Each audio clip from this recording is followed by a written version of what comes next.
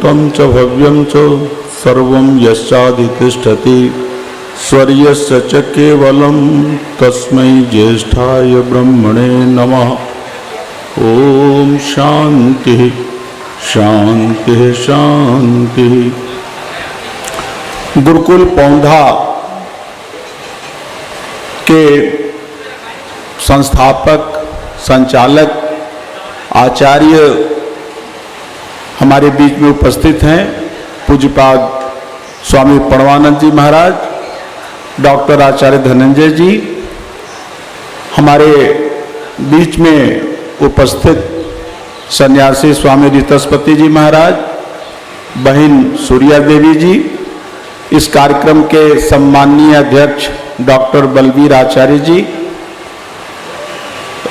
वानप्रस्थ आश्रम रोजर के संचालक मुनि आचार्य सत्यजीत जी, वैदिक वांग्मय के प्रौढ़ विद्वान डॉक्टर वेदपाल जी, और हमारे बीच में उपस्थित सारस्वत मोहन मनीषी जी और अन्य सभी, हमारे माननीय श्री किशनलाल गहलोत जी, प्रधान राजस्थान आर्य प्रतिनिधि सभा, और अन्य सभी उपस्थित विद्वज्जन, सन्यासी वृंद, माताओं बहनों तथा प्यारे गुरुकुल के ब्रह्मचारियों।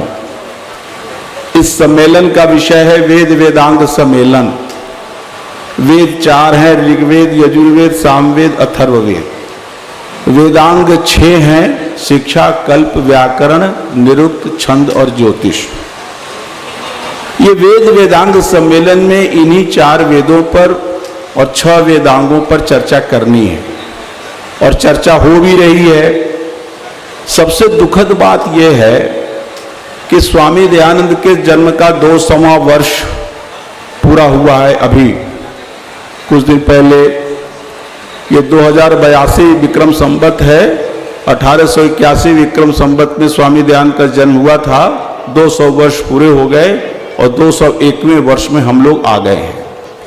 आर्य समाज की स्थापना चैत्र शुक्ल प्रतिपदा बुधवार 1875 ईस्वी संवत 1931 विक्रमी गुजराती के हिसाब से और उत्तर भारतीय के हिसाब से 1932 विक्रमी को आर्य समाज की स्थापना मुंबई में हुई थी। उसका प्रथम सत्संग 10 अप्रैल शनिवार 1875 ईस्वी को हुआ था, और उस दिन चैत्र शुक्ल पंचमी थी। गलती से लोग समझ लेते हैं कि चैत्र शुक्ल पंचमी ही आर्य समाज की स्थापना तिथि है। ऐसा नहीं है। वो आर्य समाज के स्थापित होने के बाद पहला साप्ताहिक अधिवेशन उस दिन हुआ था 10 अप्रैल को, और उसके बाद ये नियम बना कि अगले कुछ दिनों तक हर प्रत्येक शनिवार को साप्ताहिक अधिवेशन होगा, सत्संग होगा। तो स्वामी दयानंद मुंबई में ही विराजमान थे, तो अगले 17 अप्रैल को भी शनिवार के दिन और 24 अप्रैल को भी शनिवार के दिन आर्य समाज का दूसरा और तीसरा साप्ताहिक सत्संग हुआ, और उसमें स्वामी दयानंद का व्याख्यान हुआ। मैं जब पढ़ता हूँ, आप सभी लोग पढ़ते हैं ऋषि दयानंद के पूरे जीवन चरित्र को, और पिछले दिनों मैंने ऋषि दयानंद की जीवन गाथा भी कही है। उसके 42 एपिसोड प्रसारित हो चुके हैं और अगले और भी आएंगे। तो मैंने ऋषि दयानंद के जीवन में देखा है कि सबसे ज्यादा महत्व उनके जीवन में 2 केंद्र हैं उनके चिंतन के। एक तो ब्रह्म है, ईश्वर, और दूसरा है वेद। ब्रह्म ईश्वर के बारे में उन्होंने इतना आवश्यक समझा कि आर्य समाज के नियमों में भी प्रथम 2 नियम ईश्वर पर ही रखे और तीसरा नियम वेद पर रखा। स्वामी दयानंद के जीवन में ऐसे अनेक अवसर आए, उन्होंने वेदों पर समझौता नहीं किया। वैदिक मान्यताओं को लेकर उन्होंने किसी से समझौता नहीं किया, चाहे थियोसॉफिकल सोसाइटी हो, चाहे ब्रह्म समाज हो, चाहे वेदांतियों का, अद्वैत वेदांतियों का संप्रदाय था बम्बई में। उसमें कुछ लोगों ने कहा कि स्वामी जी कुछ पहले ले लेते हैं, बाद में छोड़ देंगे। तो स्वामी जी ने इस बात पर कतई समझौता नहीं किया। तो मैं समझता हूं कि आर्य समाज का ये प्रोग्राम होना चाहिए कि हम ईश्वर को लेकर के और वेद को लेकर जो स्वामी दयानंद ने मान्यताएं स्थापित की हैं, उस पर हमें कभी समझौता किसी से करना नहीं।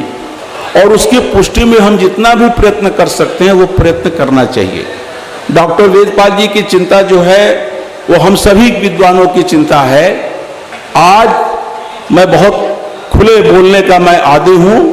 सार्वदेशिक सभा का झगड़ा 20 वर्ष से चल रहा। कई हमारे देश में कई प्रांतीय सभाएं हैं, 20 वर्ष से मुकदमा चल रहा है, करोड़ों रुपया मुकदमे पर खर्च हो गए हैं।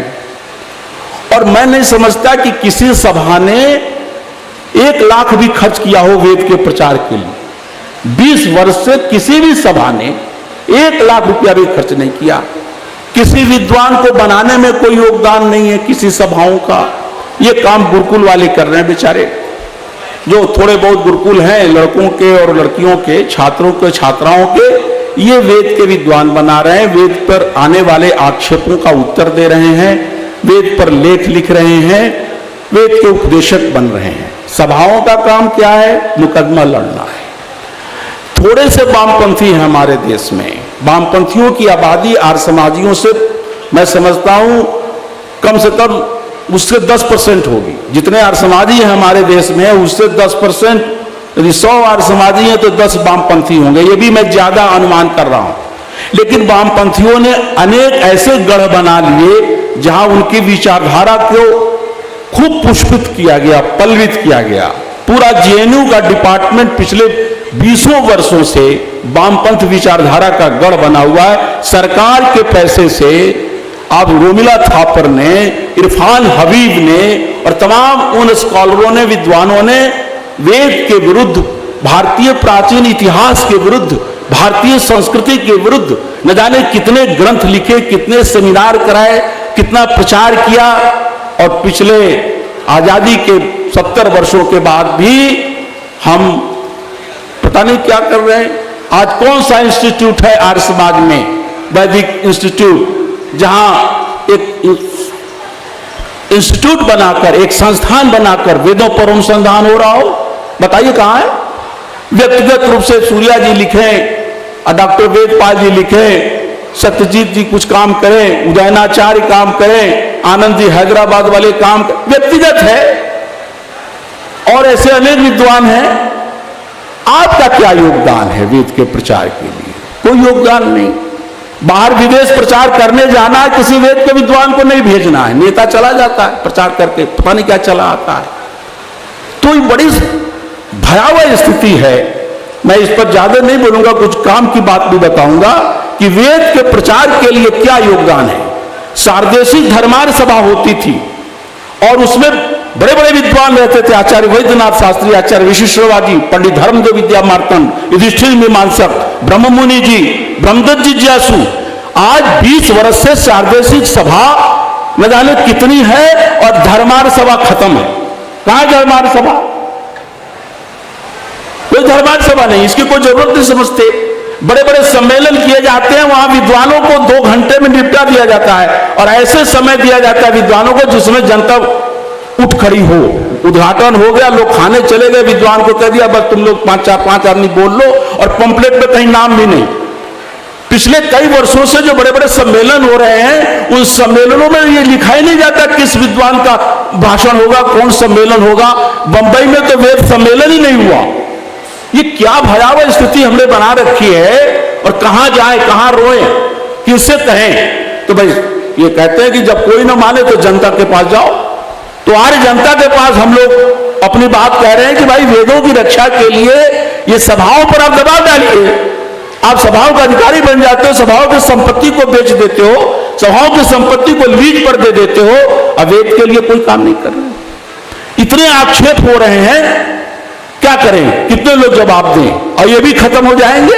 अब 2, 4, 5 बचे हैं। यदि यही स्थिति रही तो अगले 10-15 वर्षों बाद आर्य समाज विद्वानों का लगभग शून्य हो जाएगा, जो गंभीर विद्वान है। बड़ी भयावह स्थिति है। अब मैं थोड़ी सी चर्चा कुछ कर लूं, ये न लगे कि क्यों रुदन ही कर दिया, अरण्य रोदन करके ही में रह गया। देखिए, स्वामी दयानंद ने वेदों को जो इतना महत्व दिया, इसका पीछे कारण था। सबसे बड़े 3 कारण थे। पहला कारण कि दुनिया की कोई ऐसी पुस्तक नहीं है जो वेद के समान विविध विषयों पर विचार रखती हो। कोई भी पुस्तक, धर्मशास्त्र की पुस्तक है तो धर्मशास्त्र है, कामशास्त्र की पुस्तक है तो कामशास्त्र है, अर्थशास्त्र की पुस्तक है तो अर्थशास्त्र है, फिजिक्स है तो फिजिक्स है, केमिस्ट्री है तो केमिस्ट्री है, गणित है तो गणित है। लेकिन वेद एक अकेला ग्रंथ है पूरे दुनिया के प्रत्येक भाषा, किसी भी भाषा में वेद की तुलना का एक भी ग्रंथ नहीं है जिसमें धर्मशास्त्र भी है, अर्थशास्त्र भी है, शिल्प भी है, कला भी है, उद्योग भी है, वाणिज्य भी है, राजनीति भी है, समाज शास्त्र भी है, वर्ण व्यवस्था भी है। कौन सा विषय है जो वेद में नहीं है? इसलिए स्वामी दयानंद ने लिखा, वेद सब सत्य विद्याओं का पुस्तक है। दुनिया को चुनौती है आज समाज की ओर से, कोई भी ग्रंथ हमारे सामने रखो, चाहे भागवत रखो, चाहे गीता रखो, चाहे पुराण रखो, चाहे कुरान रखो, चाहे बाइबल रखो, कोई भी ग्रंथ का विषय वस्तु इतना व्यापक नहीं है जितना वेद का व्यापक है। मैंने इस दृष्टि से भी चिंतन किया है, वेद के बाद दो ग्रंथ मुझे मिले जो सबसे ज्यादा विषयों पर चर्चा करते हैं। दूसरा मनुस्मृति है और तीसरा स्वामी दयानंद का सत्यार्थ प्रकाश है। सत्यार्थ प्रकाश में जितने विषयों की चर्चा की गई है, मुझे बताइए किसी भी भाषा में किसी भी व्यक्ति का लिखा हुआ कोई ग्रंथ हो जिस पर इतने विषयों की चर्चा हो जाती है। आप सब जानते हैं 14 समोल्लासों का क्या विषय है और मनुस्मृति के अंदर भी कितने विषयों की चर्चा है। तो ये वेद की पहली विशेषता है। वेद की दूसरी जो सबसे बड़ी विशेषता है कि वेद के एक भी शब्द ऐसा नहीं है जो उसके पहले कोई और शब्द रहा हो। वेद जिन शब्दों का प्रयोग करता है वो शब्द पहली बार प्रयुक्त हुए हैं, उन शब्दों का अपभ्रंश होने का इतिहास है। जैसे वेद में गौ शब्द है तो गौ से जौ बन गया, काऊ बन गया, गाय बन गया, गावी बन गई, गोणी, गोता, गोपो, तलिका। स्वश्री है सिस्टर, दुहित्री है दुख्तर, डॉटर, पितरी है पितर, पितेर, फादर, दुहित्री है डॉटर, दुख्तर। माने वेद के शब्द अरबी में गए, फारसी में गए, संस्कृत में, संस्कृत भी अलग है वेद से। ये समझ लीजिए, ऐसा नहीं है कि वेद के सारे शब्द संस्कृत में चले गए। बहुत सारे वेद के शब्द हैं जो संस्कृत में गए नहीं। संस्कृत संकुचित भाषा है, वेद व्यापक भाषा है। वेद में एक लकार, लेट लकार है जो संस्कृत में है ही नहीं। संस्कृत यद्यपि बहुत नजदीक है वेद के, तो ये जो विशेषता है वेद की वो कहीं नहीं है। सभी भाषाओं में अपभ्रंश है। वेद के शब्द बिगड़ करके पाली में चले गए, प्राकृत में चले गए, हिब्रू भाषा में चले गए, जर्मन में चले गए, फ्रेंच में चले गए, और भारत की जो तमिल, तेलुगु, कन्नड़, मलयालम में, बांग्ला, उड़िया में तो चले ही गए। लेकिन वेद का एक भी शब्द ऐसा नहीं है जो उससे पहले कोई शब्द रहा हो, उसका कोई इतिहास नहीं है। वेद ने यदि गौ शब्द का प्रयोग किया है तो गौ किसी भी शब्द का विकृत रूप नहीं है। वेद का गौ शब्द किसी शब्द का अपभ्रंश नहीं है। ऐसे गौ नहीं, ऐसे हजारों शब्द है। यह वेद की दूसरी विशेषता है। वेद की तीसरी विशेषता है जिसको नैतिक मूल्य कहते हैं, मॉरल वैल्यू कहते हैं, चारित्रिक मानदंड की चीजें कहते हैं। उसका सबसे प्रथम उपदेश कहीं हुआ है तो वेद में हुआ है। अहिंसा, सत्य, ब्रह्मचर्य, अपरिग्रह, क्षमा, मुदिता, मैत्री, करुणा, प्रेम, श्रद्धा, विश्वास, यज्ञ, ये सारे शब्द और इन शब्दों के जो अर्थ है, इसका प्रथम उपदेश वेदों में हुआ है। और जगह उपदेश हुआ है तो वेद से लेकर हुआ है। वेद के सब ऋणी है, वेद किसी का भी ऋणी नहीं है। वेद के सब अधमर्ण है, वेद किसी का भी अधमर्ण नहीं है। इसीलिए ऋषि दयानंद ने अपना खूंटा वेद को रखा। वेद ही हमारा धर्म ग्रंथ है, हमारा ही नहीं, सबका। ईसाई मुसलमान अपने को चाहे न माने, वेद मानव मात्र का धर्म ग्रंथ है। वेद केवल हिंदुओं का ग्रंथ नहीं है। ये पाखंडी लोग कहते हैं वेद केवल ब्राह्मण पढ़ेंगे। अब ब्राह्मण भी कौन, जो उसको तय करेंगे। वेद स्त्रियां नहीं पढ़ेंगी, दलित नहीं पढ़ेंगे। ये दुनिया में ऐसे लोगों को मैं समझता हूं इनको कहीं म्यूजियम हो तो जाके रख देना चाहिए, सब पकड़ के इन लोगों को। अरे दुनिया के मुसलमान कुरान का अनुवाद कर रहा है सारी संसार की भाषाओं में। हमको मुसलमान कुरान का अनुवाद हिंदी में दे रहा है, मुस्लिम मौलवी भेंट कर रहा है। बाइबल का दुनिया की लगभग सभी भाषाओं में, संसार में सबसे ज्यादा किसी भाषा में अनुवाद हुआ है किसी ग्रंथ का तो फर्स्ट नंबर पर बाइबल है, दूसरे नंबर पर गीता है। लेकिन हमारे यहां हालत यह है कि वेद को ही पाखंडी लोग कहते हैं स्त्रियां नहीं पढ़ेंगी, शूद्र नहीं पढ़ेंगे, अमुक नहीं पढ़ेंगे, गायत्री मंत्र तो पढ़ेंगे नहीं, और कहते हैं शास्त्री जी खंडन मत करो, फलाना शास्त्री का फलाना, उसे हिंदुओं को एकता करनी है, आप खंडन करोगे तो एकता नहीं रह जाएगी। क्या पाखंड है? उनको नहीं चिंता है कि क्या कर रहे हो, और कहते हम सनातन धर्मी हैं। अच्छा बताओ, सनातन धर्म का 3 ग्रंथ का प्रचार है पूरे देश में सनातन धर्म का। एक है भागवत, जो ईसा की 10वीं शताब्दी में लिखा गया। सारे विद्वान मानते हैं कि ईसा की 10वीं शताब्दी में भागवत लिखा गया। अभी पाखंडी मानते हैं कि भागवत को वेद व्यास ने लिखा। कोई स्कॉलर नहीं मानता कि भागवत को वेद व्यास ने लिखा।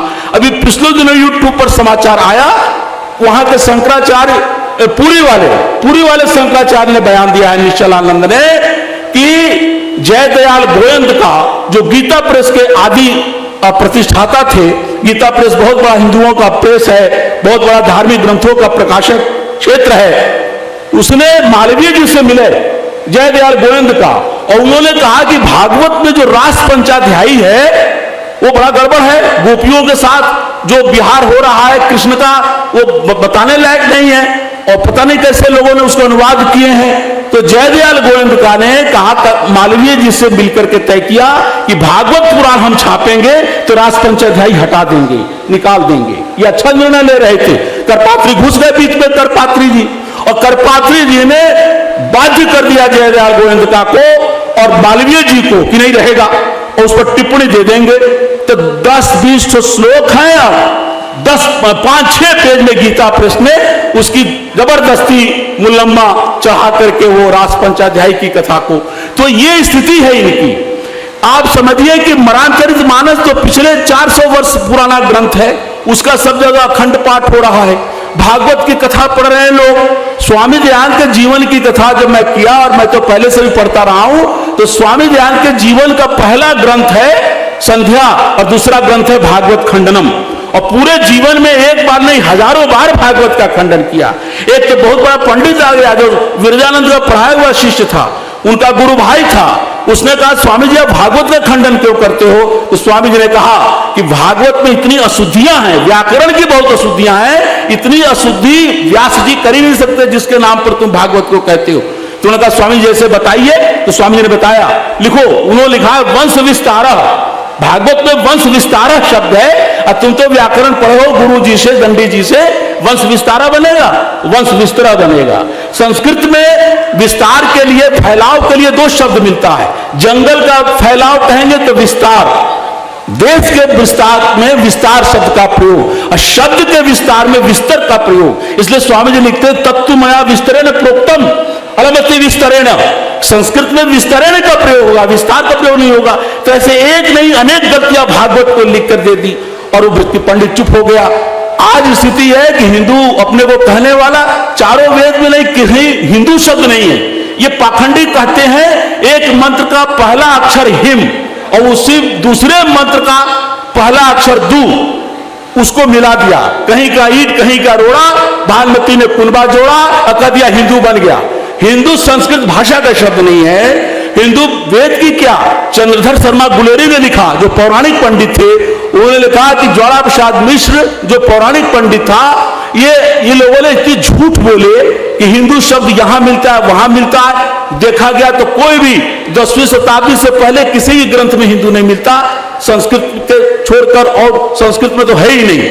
कहीं नमस्कार नहीं है, प्रणाम नहीं है। वेद में नमस्ते है, वेद में आर्य है, वेद में ओम है। नहीं, ओम को बोलने देंगे, राम कहो, हरि कहो, कृष्ण कहो। और एक नया पाखंड चला, राधे राधे राधे राधे। मैं मथुरा गया तो लोगों ने कहा कि यहाँ नारा है कि यदि वृंदावन में रहना है तो राधे राधे कहना। और राधा क्या है? क्या राधा?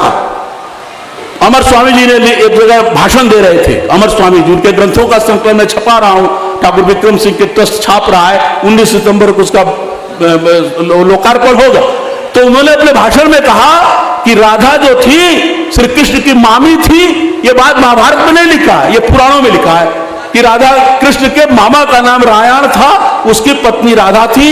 इस मामी के साथ ऐसा व्यवहार करते हैं। तो एक पंडित खड़ा हो गया, गुस्से में कांपता हुआ आया और कहा, फिर से कहो तो, फिर कहो, मैं अभी तुम्हें देखता हूं कि राधा कृष्ण की मामी, तो फिर कहो। अब सारी सभा अवाक। तो अमर स्वामी तो वाक कला विशारद थे। उन्होंने कहा, ठीक है, मैं नहीं कहूंगा कि राधा कृष्ण की मामी थी, मैं ये कहूंगा कि राधा कृष्ण के मामा की पत्नी थी। ठहाका लग गया और वो बेचारा मुंह लेके लौटका गया और बात खत्म हो गई। तो उस समय आर्य समाज के लोग ऐसी ऐसी बातें किया करते थे। आज इस बात को हमें कहना, बहुत सारी चीजें हैं, समय हमें इजाजत नहीं देता। मैंने पिछले दिनों बनारस हिंदू विश्वविद्यालय के बड़े वेद के विद्वानों के बीच में, पौराणिकों के बीच में कहा कि आप कहते हो ध्यान का भाष्य नहीं मानेंगे। मैं एक उदाहरण दिया, यहां भी उदाहरण देने का लोग संवरण नहीं कर रहा हूं। वेद में गोत्रा शब्द है, ऋग्वेद के अंदर। पूरे सायण में, पूरे ऋग्वेद में गोत्रा का कहीं भी पृथ्वी अर्थ नहीं किया। हर जगह उसने पर्वत अर्थ किया या मेघ अर्थ किया। मैंने धुरा की निरुक्त के प्रथमी निघंटु में पृथ्वी के 21 नाम लिखे गए हैं। उस 21 नाम में गोत्रा शब्द भी है। यदि पृथ्वी का एक नाम गोत्रा है और सायण में पूरे ऋग्वेद में कहीं भी गोत्रा का अर्थ पृथ्वी नहीं किया, तो सायण का भाष्य प्रमाणिक कैसे है? तो वो कहा, पंडित बैठे थे कि स्वामी दयानंद ने किया है क्या? हमने यहां किया है। यद्यपि स्वामी दयानंद का भाष्य 7वें मंडल के 106वें सूत्र के दूसरे मंत्र तक की है, लेकिन वहां फिर भी 6ठे मंडल में उन्होंने गोत्रा का पृथ्वी अर्थ किया है। एक अंतिम बात कह करके, चूंकि समय ज्यादा नहीं लूंगा, स्वामी दयानंद के बाद प्री दयानंद नहीं, पोस्ट दयानंद, दयानंदोत्तर जो भारत के विद्वान वेदों के हुए, उसमें 5 विद्वान मुख्य हुए जो भारतीय विद्वान थे।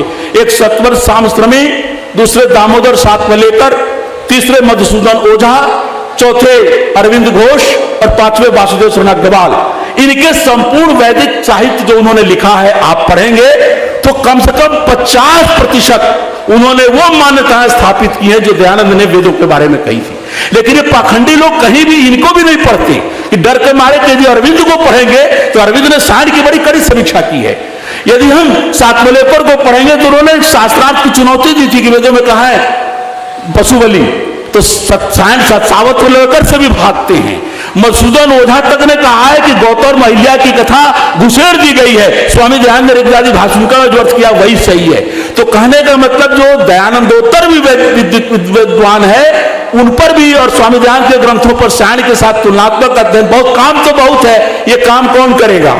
क्या इसका जिम्मा केवल परमानंद जी और कुछ गुरुकुल के संचालकों का जिम्मे है क्या? लगता तो यही है। पिछले मैं 40 वर्षों से देख रहा हूं कि धीरे धीरे धीरे धीरे धीरे धीरे आर्य समाज का क्षरण होता जा रहा है। विद्वान चले जाते रहे हैं, सभाएं जो हैं लूटती जा रही हैं और सब आर्य समाज का काम चौपट करती जा रही हैं। जब तक आर्य जनता में विद्रोह नहीं होगा, सभाओं के खिलाफ इनके नीचे की कुर्सी नहीं खींची जाएगी, तब तक वेदों का काम नहीं होगा। और ये आपको करना है, जब सभाएं नहीं मान रही हैं, क्या पूरे आर्य जगत में 3 विद्वान भी ऐसा नहीं है, 3 सन्यासी भी ऐसा नहीं है जिसको सभाएं सौंप दो? ये 3 जो कह देंगे हम मान लेंगे। यदि यही नहीं है तो कम से कम एक आदमी का नाम प्रस्ताव करे, दूसरा दूसरे का प्रस्ताव करे और दोनों मिलकर एक कर लें। 3 मिलकर के कमेटी बनती है या 5 की, और वो जो निर्णय करें ले लो। करोड़ रुपया क्यों मुकदमा में खर्च कर रहे हो? उपदेशक को देने के लिए पैसा नहीं है। एक भी वेदोपदेशक विद्यालय नहीं कहीं चल रहा है। उपदेशक एक भी नहीं है किसी सभा के पास। पंजाब सभा के पास 100 उपदेशक थे जब आजादी मिली 46 में। आज एक भी उपदेशक किसी सभा के पास नहीं है। तो तुम्हारा सारा पैसा तो लड़ने में जा रहा है, हवाई जहाज में घूमने में जा रहा है, बड़े बड़े सम्मेलनों में जा रहा है, जिसका आउटपुट कुछ नहीं है, उसका कोई परिणाम नहीं है। और वेद के विद्वानों के लिए, वेद सांगोपांग वेद पढ़ाने के लिए न इनके पास कोई